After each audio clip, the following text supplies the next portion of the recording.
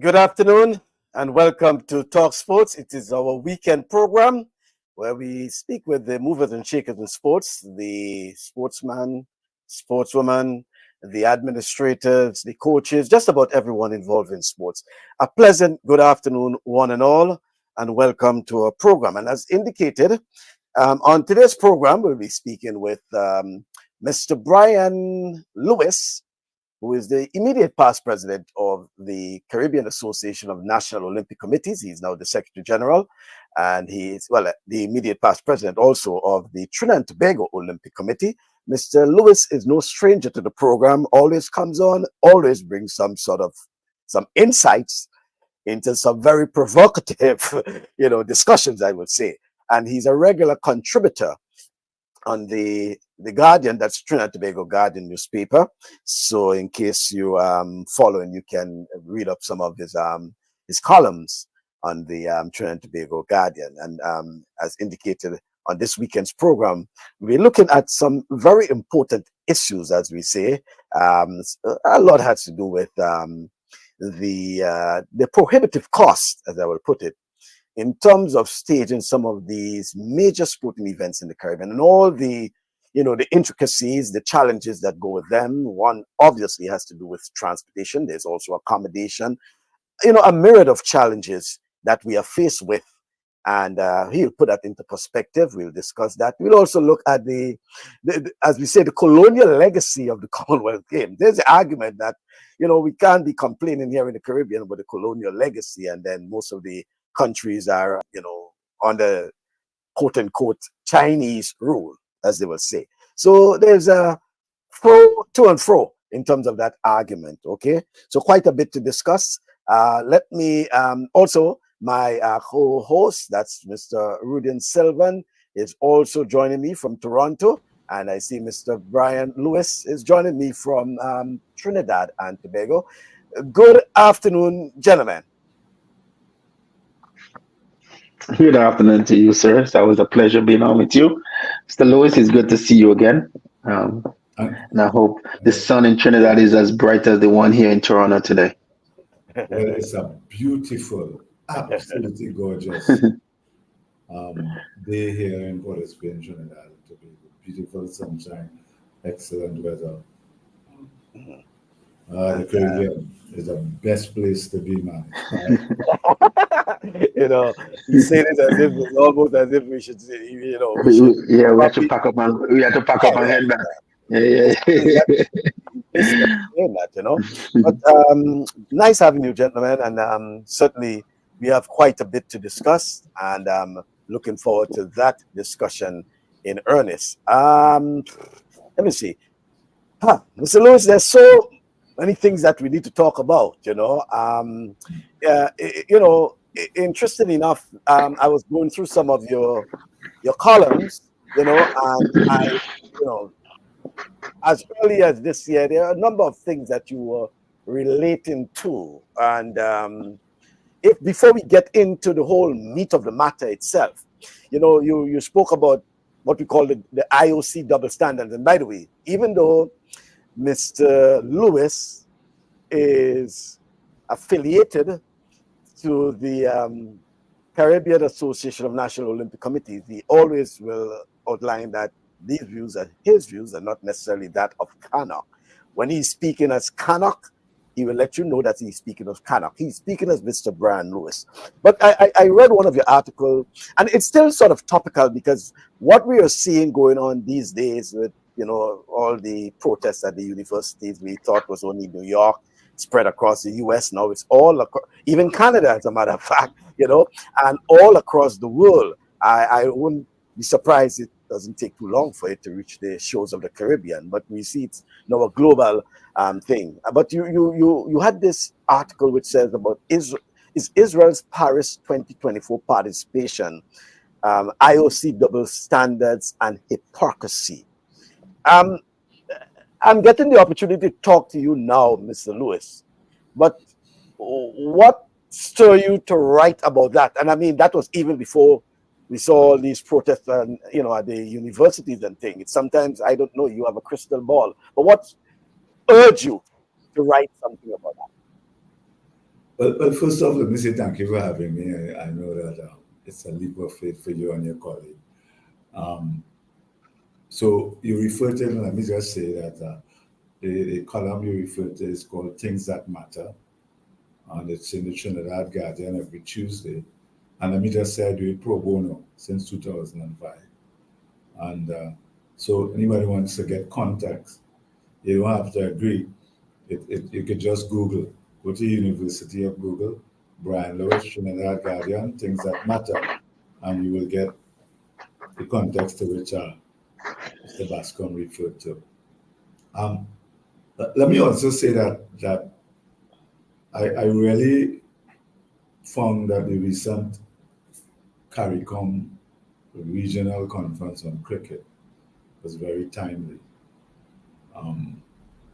Because from where I sit, it's always related. So you ask a question as to why would I have a crystal ball? Well, I would say that to both of you gentlemen, that I don't have a crystal ball. What I may have is an acute sense of the reality and history. Because everything that we are seeing now in the broader world, and in particular in sport, is a replication and a continuance and a legacy of the colonialism, the racism, and the slavery. Even though we may not be physically enslaved, efforts are being made to still keep us emotionally, mentally, and financially enslaved. And I continue to say that sports don't operate in a vacuum. Sport, especially in the modern contemporary society, have deep fundamental relevance to where we are in the world. You just have to look at what is happening in Saudi Arabia, what is happening in cricket, football, anywhere.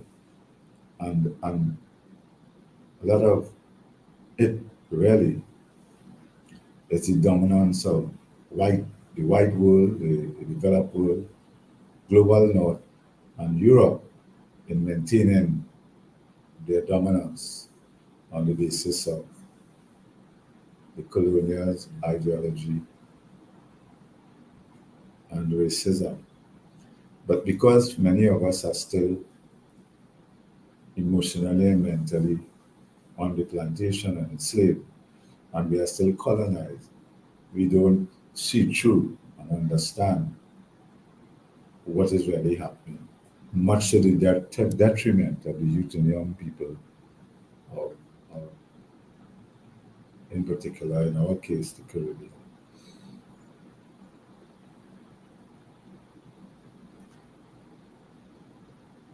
Yes, so quite interesting on that aspect in itself, Mr. Lewis, and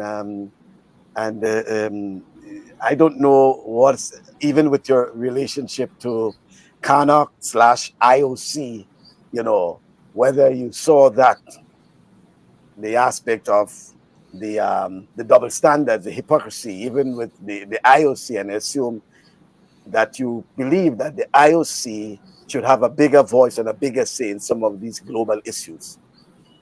Well, the IOC has a bigger voice. It's just that they reflect the European racist, colonialist, white supremacy ideology. As short and blunt as that?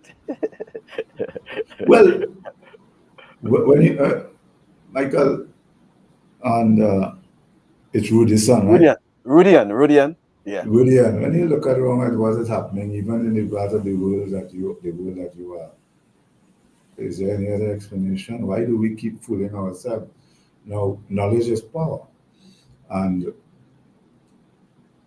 for us to be able to counter it and to create our own pathway in the world, we have to be knowledgeable about it. I mean, we hear whether it's Mia Motley or the Prime Minister of Barbados, you see what she's articulating at the United Nations forum and these forums about the challenges of small island developing states, the weaponizing of capitalism and globalization and climate change Mm-hmm. to continue to marginalize the others, which include the global south. We can't continue to be ignorant about it because many of us, because we have so-called made it in the world, we don't realize that our privilege has made us immune and we have sold out mentally and emotionally to the colonialists, Okay. So and uh, no, no, I and was, yeah, continue. the travesty is we have allowed that insecurity to create significant challenges for our contemporary society, where in fact we the elders, people like yourself and really and others, we have failed the youths of today because we have made it and we know in our comfort zone, but we're not understanding that they are facing our decisions, whether it's in the influx of guns and gun violence and drugs. Mhm. Remember, these things did not originate in the Caribbean. The guns come from the white supremacist world. The drugs come from where? And why is it allowed to come in unabated? War. The war in Gaza and Israel. War is the biggest industry of the developed world. Biggest. Billions of dollars that could go towards poverty eradication and addressing the needs and in throughout the world, feeding people, feeding nations that are starving. Um, it goes to fighting wars, which is based on what? Control, supremacy, the occupation, But, I, I, I don't like to drift too far because there's a contextual framework that we need to address in terms of sport. The fact is that for many of our youth and young people in the Caribbean, whether it be Usain Bolt, Sherry-Ann Fraser, Price, um, the soca warriors, the reggae boys and girls, whether it is our music, reggae, soca, calypso, our dance, our culture, our fashion, we have been given opportunities to lift our societies and our communities and our youth and young people out of poverty to build a sustainable economic framework. But we continue to be influenced by the colonialist ideology that sport is a pastime. So the IOC is comfortable saying they shouldn't pay money, but they are very comfortable traveling business class, staying in five-star hotels, and taking per diems, even though they pontificate to the rest of us that the Olympic movement is voluntary. So that you have sports administrators in the Caribbean doing it for free out of passion and love and a commitment to build our societies and to build the youth and young people, while the Thomas Bachs and all the others live the flush life like the plantation owners of the sweat, blood, and tears of the athletes and the volunteers in the Olympic movement. And just finally on that point, so every Olympic Games we have what we call the Olympic truce, you know, and yeah, the which is probably a part of the Olympic Charter. So are you saying that? And I think in some way you made a reference, and that's where you hold the theme of your hypocrisy and the double standards really fall in that we talk about the Olympic truce, and then that's it just for the period of the Olympic Games, and then everyone goes back to business as usual. It don't even be for the period of the Olympic Games because if you check through history, many wars have continued. You think Israel stopped bombing Gaza and threatening to go into Rafah because of the Olympic Games? Well, let's see what will happen for this Olympic Games. I mean, Well, they have been. I understand what you're saying, but in many ways you have to appreciate also that the Olympic movement is built on a myth. It's built on a narrative of a bygone era. Um, all of these organizations, whether the United Nations, the IOC, FIFA, they toe the line of the developed countries.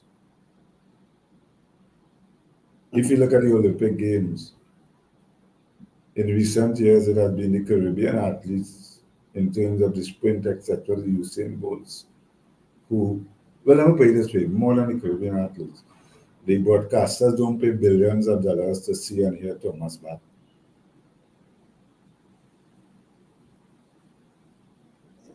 Yeah, they want to see the sportsmen and sportswomen in action. Right, and you see, part of the challenge is that so if you look at West Indies cricket,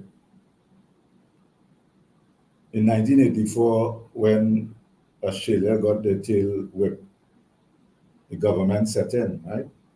The captain then resigned in tears. You don't remember that? Crying like a baby, snotty nose, because of the humiliation impacted on them by these black athletes who play cricket from the Caribbean. But what has then happened since 1984? It's a different way. Australia is one now dominant. You look at T20, which is the modern day version of Test cricket.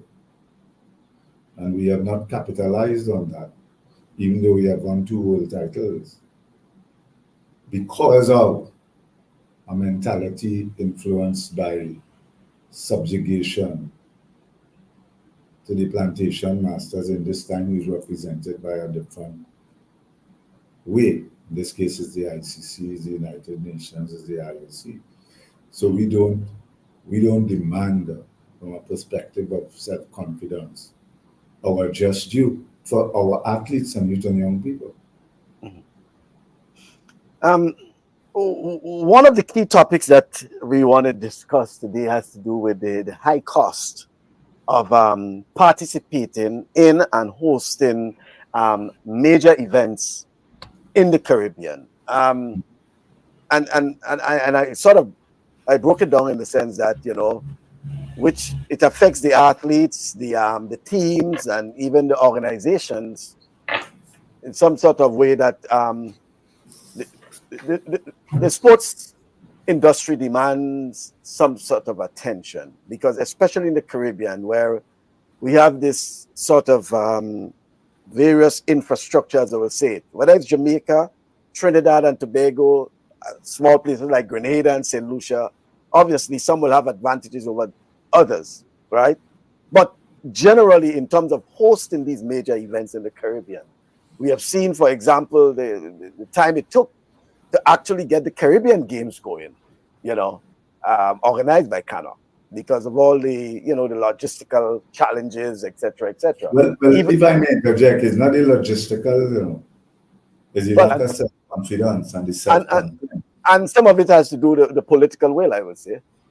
Well, that's what I'm saying. It's the self-contempt that we have as Caribbean people, that we don't see our Caribbean Games as representative of who we are as a people and as a society and as a stage and a platform for our talent, of our youth and young people to get a platform to showcase themselves. But we will support the English Premier League, we will support NFL and NBA, whether it is in purchasing the games, watching the games on whatever platform, and the money goes back where? As I said, as Bob Marley said, we're not emancipated mentally and emotionally. We still dance to the drumbeat of the white man. So that anything we do is not good enough. People will quicker buy an Arsenal jersey a Manchester City jersey and buy a Jamaica jersey or Trinidad and Tobago, but I must say Jamaica is a bit different than in Trinidad and Tobago. You could see a Jamaican wearing a Jamaica jersey. And you would see a Trinidadian wearing a Trinidad jersey. As a matter of fact, you might could see a Trinidadian wearing a Jamaican jersey. But isn't that not really on the massive itself, on the people? Talking about certain games, looking at the Carifta Games as an example, something like that, it doesn't, it falls on the organization of the people more than the fans, because the fans will travel. The fans do go where the Caribbean where the Caribbean is playing. We see that in Jamaica where they travel. We see it in Trinidad and they travel. So then that colonialism that you are speaking about falls on those who is in charge and not necessarily the whole of the people itself. No, Jamaica is a different kettle of fish. I mean, I've seen it at the Olympic. Jamaica comes in droves. They're very patriotic. Yeah. Jamaica. That is not, I mean, there's a difference between, I mean, I don't want to already, there's a difference between supporting an event and supporting a country. Yeah. We get carried away, right? Mm-hmm. People on a bandwagon, but it's not like, let's say, if you look at the English Premier League, right? You look at Newcastle and Millwall and these countries, whether they're in the Premier League or the fourth division, Newcastle still getting 52,000 fans coming out, right? You're getting that in Trinidad and Tobago.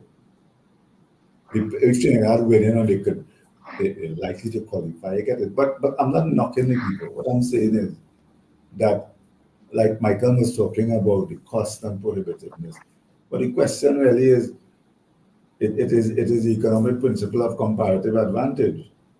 Why would we want to throw money behind something that the chances of a return on investment is slim? Why? What are the opportunity costs? For example, if you have to invest $1 billion in something that it is almost unrealistic, should we not invest that $1 billion in ensuring that, as just using the Olympics, from all the events up to 1,500 meters, all the finalists are Caribbean people? Because it's not that we lack the talent. Is it that we should be investing in our cricket development so that every time they have a T20, West Indies cricket either winning it or in the finals or the top 4 or the top 3? But there will always be the argument, because then there will be those who probably will say, what's about the social well-being? For example, if you don't invest in participation in sports, for example, even whether it's regional or international, if you do, not so much about the economic returns, but giving these folks an opportunity to participate, to compete, whether they win or not, there may be that argument as well. Well, there's that argument, but if you're talking about sport as an industry, is that the argument is that with the energy sector or the tourism sector? At the end of the day, the KPI is performance. As Clive Lloyd said at the recent CARICOM regional cricket conference, reinvigorating West Indies cricket. He said West Indies need to be winning a game. So if you're talking about sport as an industry, as opposed to sport for development and all the other initiatives that sport can be used as a viable tool, corporate social responsibility. But that is a subset. The real conversation we should be having, where we're missing the boat, is sport as an economic participant in the sport industry. The global sport industry is a $600 billion US industry. And when we will stop in the Caribbean looking at sport as this colonialist pastime, And look at it, you're saying look at it as a business. Look at it as an industry As an with industry. different elements. Whether it be Particularly sport tourism, whether it be sports medicine, whether it be nutrition coaches. Come now, fellas. We have youth and young people who could make their name. Why? I think I've said it more than once on this session. Why it is in the Caribbean we don't have a popular sport drink made out of something that is indigenous to the Caribbean, whether that's tamarind or mango or something. We have we're spending millions of dollars behind various schools. Where is the research and development? We have the Caribbean where we have weather. How come we have never done something that positions the Caribbean as the place for winter training? This is the home of sprint grades. Of course, Jamaica has the lead on that, but people forget Hazley Crawford, the great Hazley Crawford, was the first ever Caribbean sprinter. Caribbean to win an Olympic gold medal in 100 meters. I'm not talking about a McDonald Bailey or somebody who descendants or a McDonald Bailey who represented England. I'm talking about go and check the history and the records. And we have never taken that on board because we don't take it serious. We don't see it as an industry and a career option like we do law. And that's all everybody wants us to do. The whole English colonial mindset is to be a lawyer and a doctor. And think, now you have so many lawyers and doctors underemployed that if you have a plumbing problem now in the Caribbean, you're catching your teeth because vocation wasn't looked at. I'm just saying, you know what I mean? We Okay, so we gotta get serious. We gotta get serious about looking at it as a sport. Look at it as a sport. Stop having these futile conversations that are built on, you know, like talking about landlines now. We're going to smartphones. You know, people still want to talk about test cricket. Hey, great. We had all these greats talking about it. There's a difference between learning from the past and living in the past. Test cricket is not going to come back. Right? No event that takes 5 days and not likely to produce a result sometime. You know, it has now reverted to being a niche format. And nothing wrong with that. The Australians, the England, we will compete and whatever. But the reality is, we have the opportunity to dominate in a format in the game that is driving billions. Stop living in the past. We are creating multi-millionaires now. Whether it is a Dwayne Bravo and a Sunil Narayan and Andre Russell, and these guys now are multi-millionaires, just as a Michael Jordan and a Lionel Messi. But we want to live in the past and, you know, all right, find the glory years. Come on, man. You know, T20 is now in the Olympics. And the Olympics will not allow a West Indies team. You can cry all we want. It's not going to happen. So in all that you're saying, and I get in that, is that we need to start thinking, as you say, in the Caribbean, sports as an industry. Okay? Yes. And unless we do that, we'll be missing the boat, right? But no, we're not going to be missing the boat, Michael. Well, the boat will be sailing past us. Oh, we have missed it. The boat. Okay. All right. So then how can we get probably on that boat, even though we have missed it? What are some of the... I don't know how we'll do that, but I know it's Sunil Narayan on the boat. Dwayne Bravo on the boat. Yeah. Kieran Pollard on the boat. Andre Russell on the boat. Nicholas Puran earning 2.5 million US. He on the boat. It is the government, the administrators, and the sports stakeholders who are living in a traditional approach that need to get on the board. So they need a new sense, new people, new mindset, new ideas. Most of this country we talk about is moving into sports betting, which drive the masses, which drive the people as well because there is money in it. Is that in the mindset you're going with? Is that what you're thinking? Well, let me put it this way. I'm not saying, what I'm saying is we have to change the way we look at it. And when we change the way we look at it, we will see the opportunities. I am not saying that, we eradicate. The fact is that just like the technology industry, the Bill Gates and them who created Facebook, understand T20 came up in 2003. It was started by the English and them, right? Not so remember they were struggling to attract building up fans and etc. Michael, come the man, you know it. And they came up with T20. But here what? They're so steeped in the traditional approach. The IPL come and they go on with it. IPL.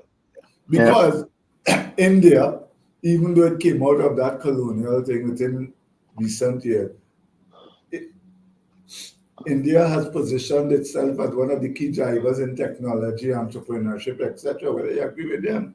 So they see this T20 as something wow, and they've gone with it. Yeah, it's $1 billion industry for them, right? Multi-billion.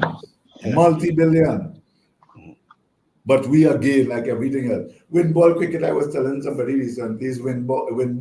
T20 is wind ball cricket in the Caribbean. When we playing that on the beaches. Yeah, and a long time ago, right? And a long time ago. We could have come up with it first.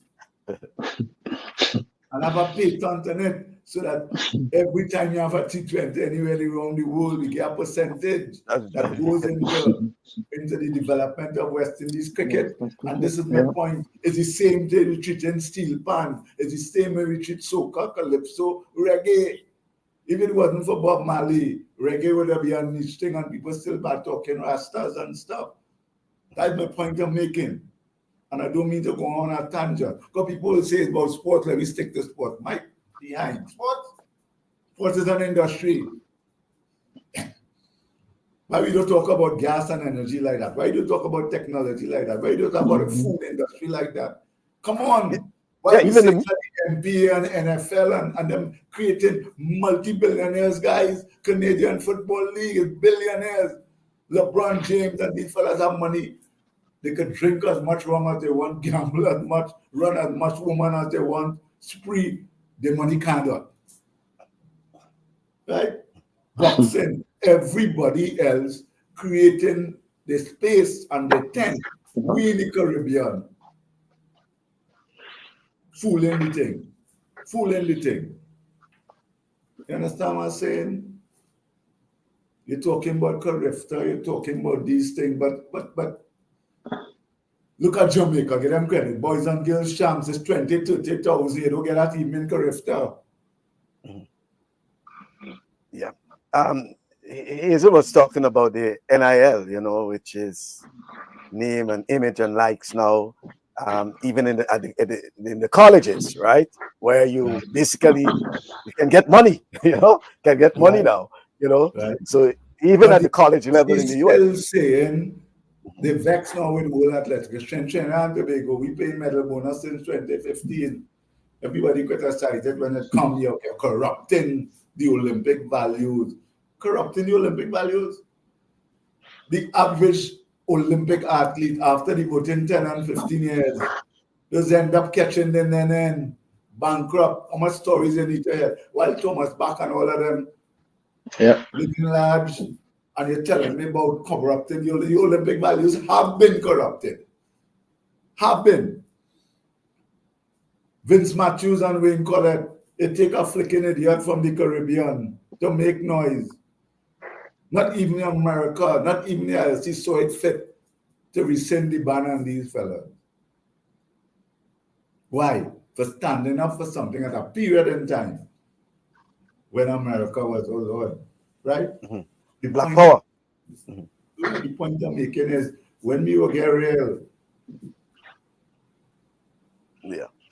But the other point is, in all that you're saying, even if we have to take it as sports as an industry, what about the challenges we do have? And I'm talking about the real-time challenges. I mentioned transportation as one, accommodation is another.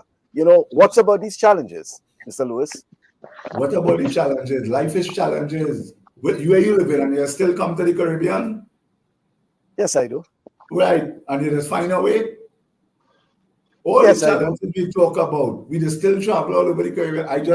I went St. Kitts Right, to the late Friday. Richard's I funeral, left yeah. Trinidad on a Friday morning. Yes, I had to go through a couple of hops to reach St. Kitts to attend a funeral of somebody who meant a world to me at 2 p.m.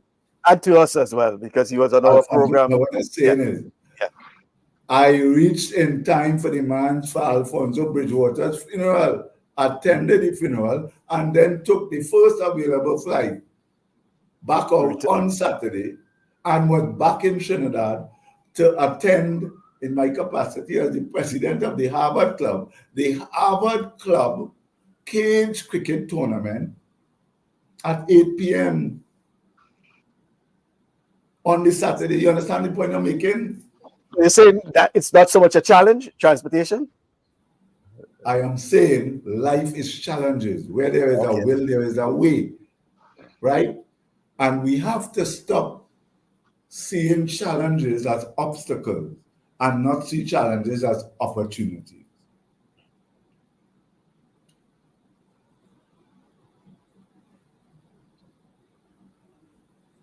Clear enough. It's a challenge for them to drill the oil in Guyana because it was too deep. But they take Exxon to come and know it's billions, right?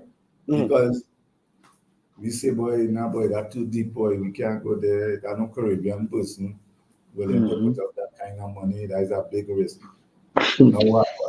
That's what I'm saying. The same thing we see as challenges, Michael, others see as opportunities and gone.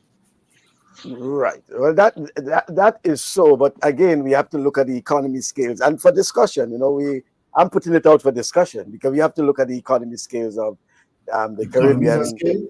Yes, because you know, the investment that the Jamaicans probably will put into sports development may not be the same that probably for Barbados or even Trinidad and Tobago. Okay, so then therefore, probably even let's look at the Bahamas for an example. And we had Mike Sands who were talking about how Bahamas Air, for example, will take their sports fans and competitors to probably any part of the world, any part of the Caribbean, for example, whether the swimmers, whether the athletes, whether whatever they are, you know, they will take them. That may not be so for probably Trinidad and Tobago or even Barbados or even Dominica, for example. So there are challenges that, and that's why I brought in the whole aspect of the Caribbean in terms of unique in some ways because they are, you know, different in terms of infrastructure and, you know, all these sort of things. So there are real-time challenges, Mr. Lewis. What is the main industry in the Caribbean? You mean in terms of Caribbean itself? I would say tourism, as they view tourism. Tourism. Yeah. So the other countries focus on their comparative advantage, tourism. Trinidad and Tobago was oil and gas, right? Oil and, yeah. So tourism wasn't a priority. Guyana now oil and gas. Oil in abundance, they're focusing on that. Suriname focusing on that. The point being, and I say this respectfully because we're having a debate, right? You're stating the obvious. Life is challenges. Why you are where you are? Why you are where we are? You all would have taken challenges and turned it into opportunities. Why is no different? The Caribbean have tourism. So Bahamas focus and invest a lot in their tourism. They are one of the best tourism. Jamaica is over 1 million people. Domrep, Cuba. I'm saying, if we see sport as an expenditure item, we will continue doing what we're doing with sport. And we will continue piling up the graves and the jailhouses with young people who we have diminished the gift and the talent that God gave them.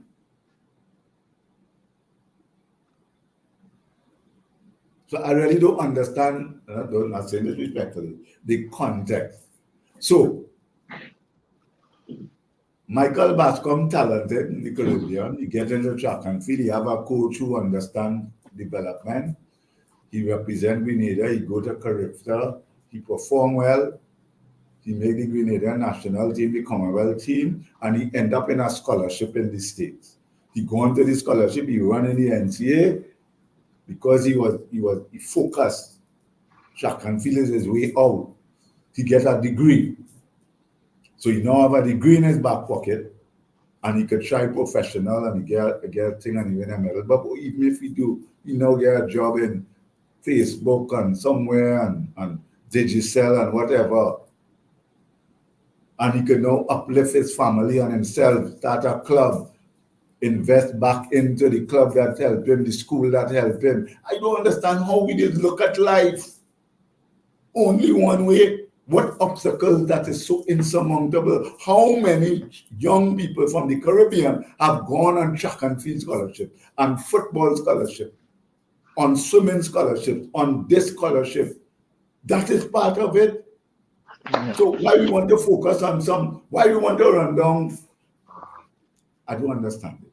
All I'm saying is, if we looked at it as an industry, we could pick our spot. Don't tell me it's over in Trinidad because over 300 young people that go on scholarship in behavioral sport, and when you add in the Caribbean,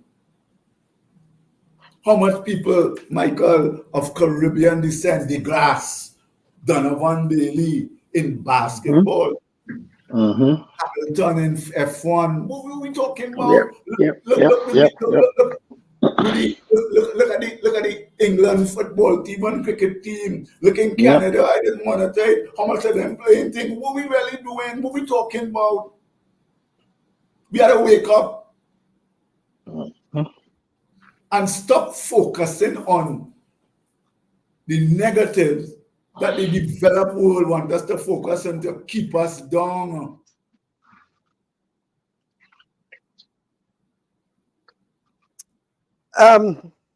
Interesting, Mr. Lewis, always provocative, I would say. Let's look at the issue of the Commonwealth Games. And I know it's one that you have had yes, a lot to say about. But my question to you out front, I mean, and has to do with the relevance of the Commonwealth Games. And the question is basically, do you think the Commonwealth Games still hold relevance? Let me start off I'm going to answer the question this way and then we work it back. That's not our business. It don't really matter to me. Because the Commonwealth Games is a relic of colonialism. When they talk about Saudi Arabia sport washing and England talking about that, they are hypocrites. The Commonwealth Games started off as the entire game. Right, yeah. Back in this 50s, what they should be 60s, focusing on is reparation. Right? I'm saying, plain talk, bad manners, and of course we will walk back from the extreme position. That is an emotional notion. The Commonwealth Games is not relevant to the top Caribbean athletes as compared to the Olympics, as compared to the Diamond League. Right? So the Commonwealth Games Federation and the Commonwealth leaders, that is their issue to focus on. We in the Caribbean, as leaders, face a funny situation. The Caribbean is pivoting away from God Save the Queen. There's an inherent complexity with republicanism. And so that inherent in that is going to be a contradiction and complexity, right? How can we credibly instill in the youth and the young athletes faithfulness to the Commonwealth Games, when on one hand the politicians saying republicanism. These are contradictions that are real. That being said, the Commonwealth Games Federation has an opportunity. And when we bid for the Commonwealth Youth Games, that was part of the platform, but they didn't want it. No, that a recognition that for the Commonwealth Games to rebrand and reinvigorate itself, that buzzword, it needs to focus on the youth. And how do we make the notion of the Commonwealth and the Commonwealth Games relevant? Because it is not relevant given where society has gone and how it looks now at reparation, colonialism, slavery, neo-colonialism. The fact that over 6 million of our ancestors were murdered, millions thrown overboard for the sharks, brutalized. The pain and the trauma of history is real. So the challenge to how do you take the Commonwealth Game and the notion of the Commonwealth Game and make it relevant as a symbol of reconciliation. That is the challenge to the Commonwealth Games Federation, not us. But you have been clamoring for, you have been writing, you have spoke about it, and the whole issue of the what you term as reparations foundation, I think was the phrase you used. I called for the Commonwealth Games for the Commonwealth Games Federation to establish that. Why you think that's necessary? Why I think it's necessary? Yes, why do you?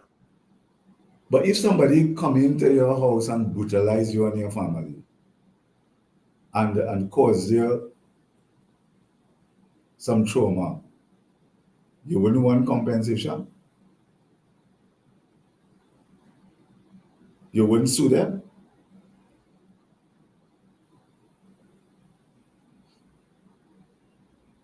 But there will be some course of action, some, I not necessarily know what might be, as the circumstances may warrant, whether it's, some legal action, again, the circumstances will warrant what sort of action that will be taken,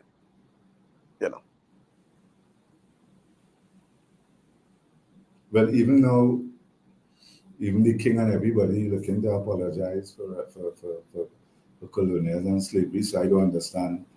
In this instance, I don't understand. I understand you may be in the devil's advocate, but I don't understand the context of your question as to why. As a Black Caribbean person, why would you ask me why? Yeah, and I think it has merit in terms of why do you think that, there is need for a reparations foundation from the Commonwealth Games? Well, the Commonwealth Games is acknowledged if you go back into history. It was a tool of sport washing for empire.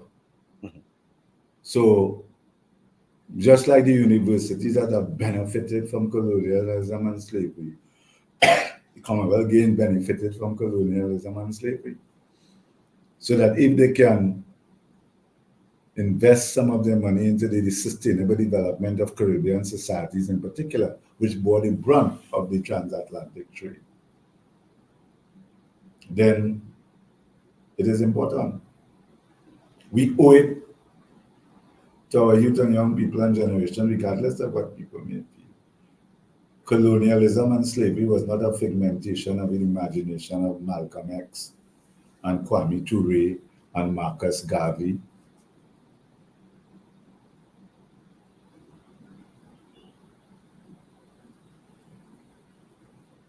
But you made some very startling, well, sorry, I shouldn't say startling, some bold, comments as regards to the murder and torture, the crimes of the British Empire. How that relates or entangles with sports in particular? You're well pushing the envelope here, Michael. Because I mean, yeah, they will want to know how the average sportsman, relates to that of then with the British Empire and that of the Commonwealth Games now. Well, the impact of our societies in terms of the underdevelopment of our societies. While there are those who say there have been benefits to colonialism and slavery, one is not disputing that. I'm saying that sport does not operate in a vacuum. And therefore, the ills and evils that are bedeviling our societies now in terms of high crime, etc., goes beyond sport. Even the United Nations Secretary General have acknowledged that when he comments on, whether it is decade of different decades. There are a lot of things in place currently to address what we are talking about in the context of colonialism and slavery, and an acknowledgement by the United Nations and a number of the countries, whether it is England, Belgium, France, etc.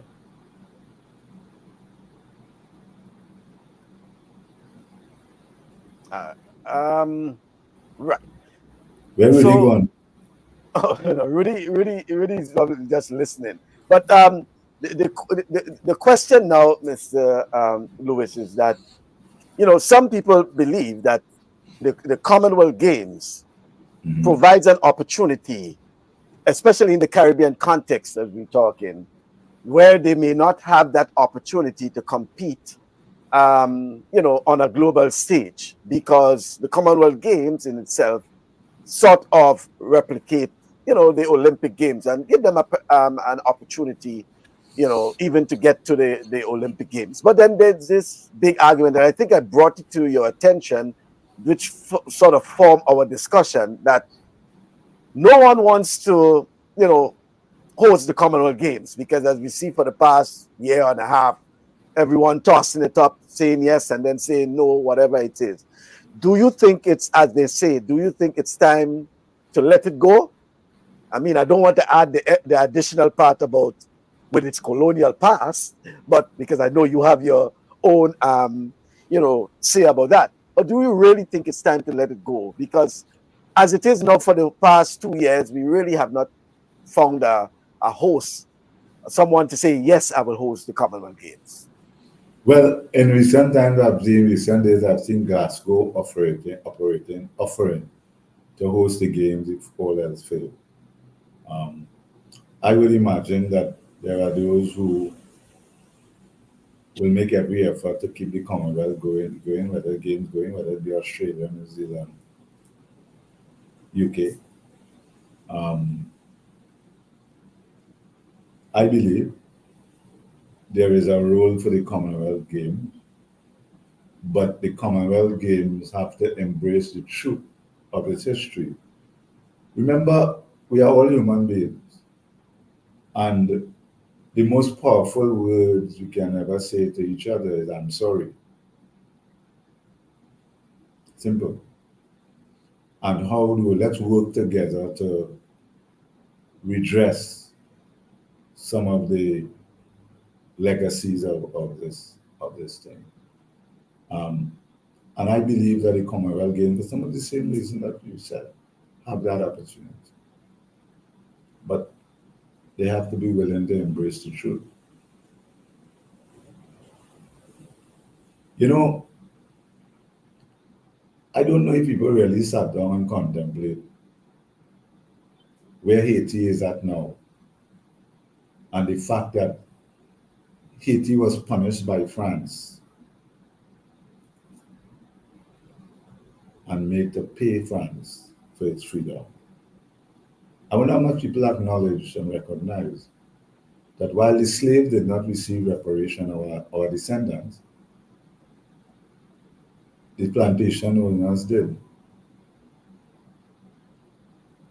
So there's a fundamental injustice that would have taken place historically, economically, financially, and sociologically,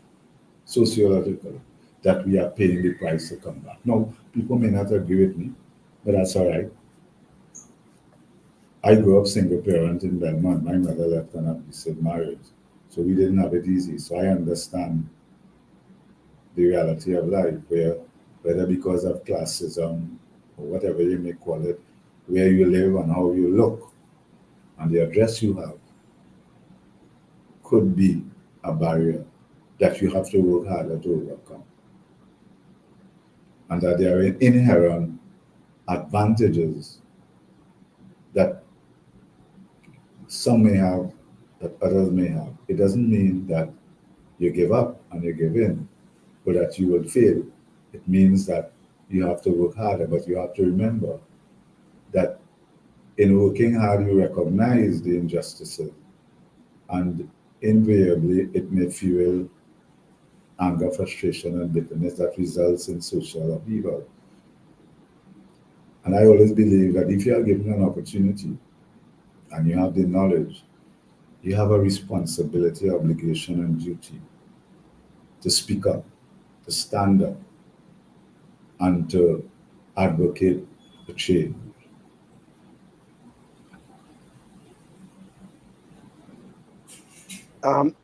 Mike Batiste is saying that we don't need an apology to leftist race baiting politics ruins everything. Haiti is not in the Commonwealth and has nothing to do with the Commonwealth. When we throw away the Commonwealth Games because of race baiting, we throw away a global meet for nothing and we'll get nothing for doing so. Well, Mike Betty said everybody is entitled to their own opinion, and I don't quibble and question and fight with people's opinion because each of us have our own realities and experiences to deal with. The reality is that in the context of sport, we still have to punch above our weight, whether people want to accept that or not. And if we want to understand, as I was telling some colleagues recently, go and talk to the youth and young people and see how they feel.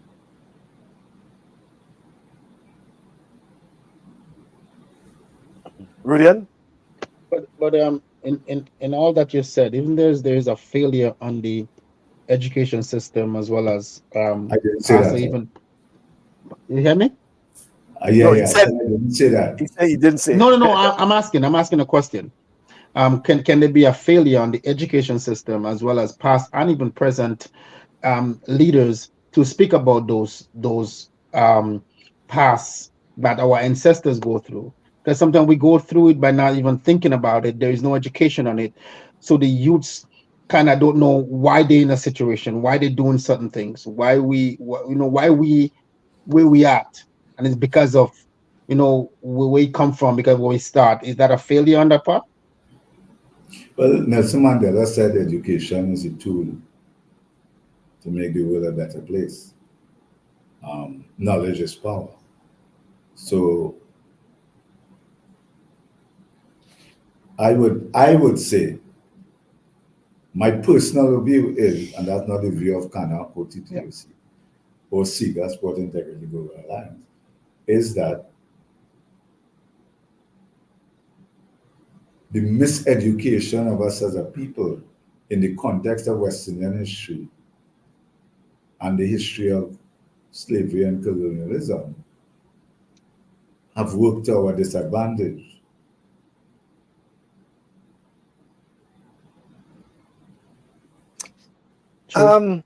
Yeah, as we get ready to wrap up on that issue there, Mr. Lewis, I saw a couple of suggestions in that article about, the article came out about a week or two ago. And one suggestion refers to a remodeling of the games, and we're referring to the Commonwealth Games in that particular. And that could include having each country hosts a different sport, and helping athletes from Commonwealth member nations reach a certain level could also lead to more relevance and interest. And then the other suggestion was that the federation can institute a scheme where the 10 most advanced countries provide support to the 10 least advanced countries in the Commonwealth to help athletes train and prepare for the games. I think that those are good suggestions. some are more practical and workable than others. But I Okay. think the context for the suggestion is well merited, whoever gave it, and I commend them on that. Because it embraces the reality that we can't keep doing the same thing over and over and expect a different results. Mm-hmm. All right. As we get ready to wrap up, and I think it caught my interest, even though you didn't speak a lot about it. But Mr. Lewis, are you saying that it's time and that we in the Caribbean try to find a niche in sports? For example, Barbados is it road tennis? They have sort of revolutionized road tennis, but there's so many other things that we can do in terms of sports. Look at rock climbing, for example, is now an Olympic sport. You know, we don't do well. I mean, probably we do rock climbing. We climbing all over in the Caribbean and things like that, climbing trees, all sort of things like that. So, but you know, they have been able to get whatever they want as an Olympic sport. Do you think it's time for us in the Caribbean to start thinking about these sort of ways that which we can form a niche? Because as you say, sport as an industry. I would say yes. However, how I would print it this way is that it goes back to what we said almost an hour ago. It's how we look at things. So I will point to three things off the top quickly. One, T20. That's really win ball cricket and beach cricket. Has played in the Caribbean since I was a little boy and you were a little boy. And we play in roadside cricket in the roads and everything, T20 cricket. They just found a way to call it something else. Basketball. We play in the Caribbean one basketball. They now call it 3v3. Right? Sailing. You look at most of our Caribbean countries, which are small island developing states, there have been years of sailing and surfing competition. Yeah, sometimes it was out of a necessity for transport, kayaking. So I'm saying that many of these sports that have now been taken by a developed nation and called something, we had it in the Caribbean. So I'm saying here to your point, yeah, you know. And we have to start thinking of sports as an industry. Well, as a given, you know, sport is an industry. Well, I say the thinking has to be. Well, I just say not to be hardline about it. Sport is an industry. So our challenge is not to think about it as an industry, if I've said that. It's to agree that we want to tap into part of that $600 billion US industry based on our comparative advantages that we have that are unique in the Caribbean that we can't get in any other part of the world. So why are we trying to run down a part of the world in something that from an economic perspective, they have a comparative advantage? We don't have the scale of the population, even if you add up Spanish, Dutch, French, and English, right? We have challenges in transportation as we see. How do we look to fix it? Because I mean, not fixable, it's fixable. I'm not saying it's easy. I'm not saying it's going to be cheap. Rudian, some parting comments before we No, hand it certainly, over to Mr. Mr. Lewis. Lewis. Truly, it's good to take and listen to your point of view that I just certainly have learned a lot from your perspective that I haven't looked at it in that mindset, in that dimension.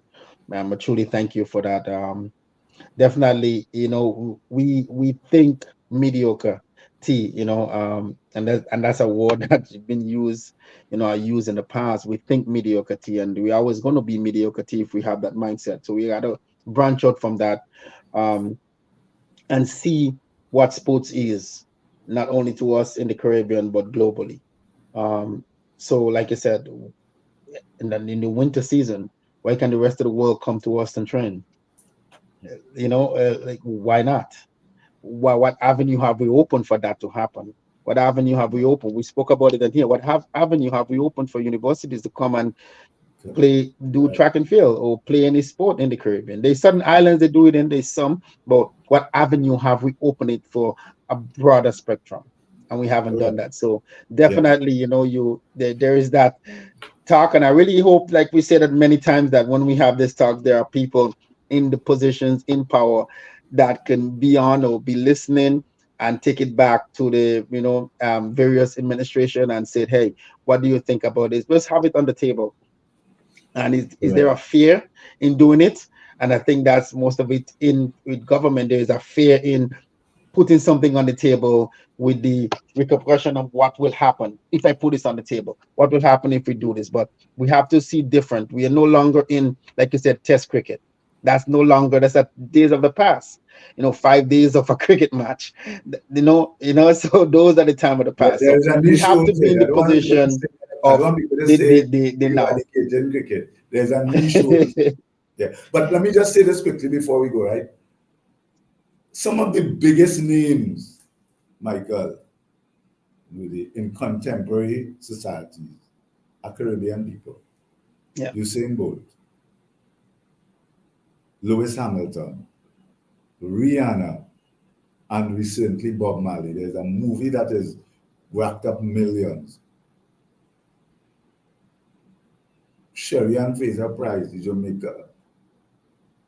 Rahman Sterling, we can go on and on. We, as a Caribbean people, have to, I wouldn't say stop thinking mediocre, but start thinking small. We're not on the plantation. The chains have been removed. We are free. Let us use our freedom to chart our destiny, and a destiny that is sustainable for the youth and young people, the generation now and the generations yet to come. A point from, comments from Jason Skeet. Our challenge is to make sport a viable industry. How do we turn these little innovations in the Caribbean to dollars? I pray for the day when we will see this and see our Caribbean sportsmen and women use sports as a source of livelihood without having to depend on the outside world for the dollars. Yeah. I joined Jason Skeet in that prayer. In the prayer. Yeah. I long for it also. All right. Well, you have the final prayer, Mr. Lewis, as a wrap-up. Well, what I want to say is, Michael and Rudy, I just can't get the other part, Rudy. I say Rudy. I think that this forum that you have to continue to use it. And I think I remember Michael telling you that previously, right? That you have to use it to empower and foster a different conversation rather than the standard combination. I'm not saying that you do. I'm saying that that should be your mission, to help move the Caribbean forward, to embrace the opportunities that there are in the sport industry for the betterment and the sustainability of our societies in the Caribbean and our youth and young people and generations yet to be born. Thank you very much, Mr. Lewis. Always a pleasure having you. When, Rudy, and once we have Mr. Lewis, there's always the opportunity where we give him the time to just speak. He has so much to talk about. And when he speaks, we have to sort of swallow our arms and have to listen. Thank you, Professor Lewis. Always a pleasure. The opportunity, and have a blessed weekend. All right, same to you. Thank you very much, Mr. Lewis. Okay, yeah. So Jason, always. But I think Jason Skeet, thank you very much for your comments, as well as Mr. Lewis is saying that he wants to share in that prayer as well. But Rudian, what can you say when we have someone like Mr. Lewis on our program? No, most definitely. And when you really listen to, like I said, everything that he's speaking about, his thought process we never really thought about and really think about it, it makes sense. We look at being small, You know, we're not looking at being great. We are small. You know, we look at, well, let's leave Jamaica alone because Jamaica is big. They have numbers, but you know, as small as we are, just using Grenada for example, St. Vincent and Kitts, all those small places, we could be as great as Jamaica is. Yeah, yeah. You know, so when we think, like I said, when we think small, all we have is small. We got to think big. We got to think broad. We got to think, how do we expand, and how do we do, especially in sports? How do we do that? How do we get the development of sports? Yeah, I think the point he's making that we continue to think small. You know, yeah, we continue to think small. We have to consider, as he says, that the shackles have been removed. You know, the shackles have been removed.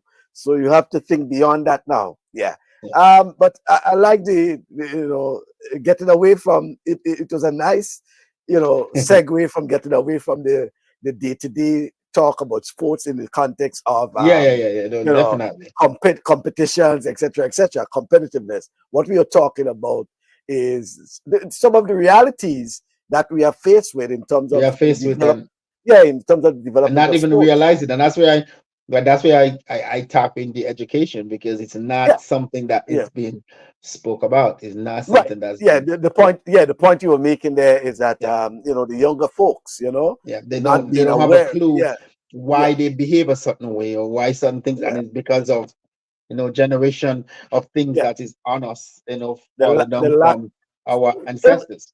Right. And if we can get more of the brand Lewis's to reach out, to start speaking, to having sessions with sportsmen and sportswomen, you know, all these sort of things, I think it would it augurs well. You know, he is just one who, you know, speaks when he gets the opportunity, writes, you know, but we need to have others who are doing likewise. We need more change. Yeah, the change agents, as we call them. Yeah. You know, he doesn't have to do that for us. He can do it for his enclave in Trinidad and Tobago, right? But who in Grenada is doing something like that? Who is doing it in the other islands? You know, these are the sort of things. And we need people to speak their mind and take a difference, saying, this is my point of view. No, that's an important observation. Why? Mr. Lewis has been speaking his mind, even though he was the president of the Trinidad and Tobago Olympic Committee. As a matter of fact, he is still an executive member of the Caribbean Association of National Olympic Committees. But it does not spare him from criticizing the IOC. He's not, no, just speaking, because when you get to a certain place, there's a body, and in spite of what you may think or what you may vote on, there's a body in the end. You know, you have to agree with the mass, with what they, you know, what it is. So, but you don't just mean that you don't speak your mind, right? Yeah, that's so a difference. I really think that that's what we really need. And we need people to have that type of confidence and not being, as they use the word, blacklisted. But yeah, that's the thing. And you have to be able to say something. And that's the thing I mentioned to you, I think, you know, 2 weeks ago, 3 weeks ago, about Scholar. You know, when Scholar sing his song, a lot of stuff he says makes sense in his song that government listened to in the past, and they changed some things. You know, it just, you have to be able to do that. And some government don't like him. Some people don't like him for what he said. For what he said. We're going to get that all the time. Same thing go with you. People don't like you for some things that you said, because you speak it your mind, or you speak certain things from what you're seeing it. People don't like you for that, and you have some days they agree with you on it. But we have to be able to speak our mind, and once we get to that place of, as Caribbean people, allowing us to have our own opinion, and then and with different ideas, different opinions, I think we'll be better than we are right now.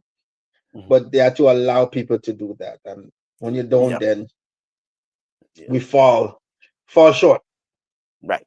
Well, Rudian, thanks once again. And I know this weekend the focus will be Nassau, Bahamas, where the World Relays take center stage, starting later on. It's this evening in particular, and then we have Sunday, just 2 days, you know.